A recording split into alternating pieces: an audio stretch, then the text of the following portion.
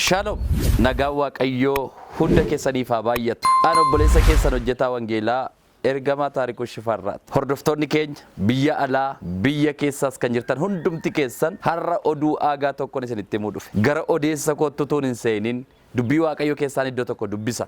Sagalee Waaqayyoo keessaa Isaayyaas boqonnaa 43 lakkoofsa 19 akka jedha. Kunoo ani wanta haaraa nan godha. Eenyammayyuu as ba'utti jira. Isinin argitanii lafa onaa keessa karaa nan baasa. Lafa duwwaa keessas bishaanota nan yaasa. Ameen. Kun dubbii Waaqayyooti. Waldaan keenya waldaan lattuu hafuura Waaqayyoo hundeeffamtee waggoota muraasa keessatti biyyoota garaa garaatti hojii Waaqayyoo hojjechaa turuun ishee beekamaadha. Bu'uuruma kanaan Shawaa Lixaa magaalaa Amboo keessatti waldaan keenya yeroo hundooftu gammachuu guddaatu natti dhaga'ama. Kanaan dura ibsa akka fuula miidiyaa keenyaan isinii kennaa turre barreeffamaan ijaaraa akka jirru dubbachaa turuun keenya ni yaadatama.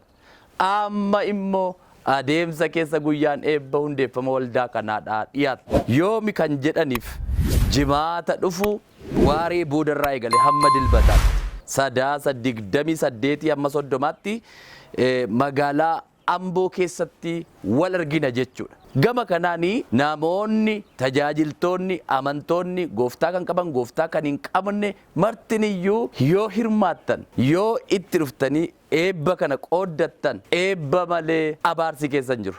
Gama kanaan baga gammaddan baga gammanne isiniin jechaa miilana waan hafamu akka hin taaneen isinitti dhaama. Tajaajiltoonni biyya keessaa biyya alaa gurguddoota baay'een affeeramanii waan jiraniif Waaqayyo achirratti hojii gurguddaa akka hojjetu ni aman. Wal argaan keenya Ambootti ta'a jechuudha.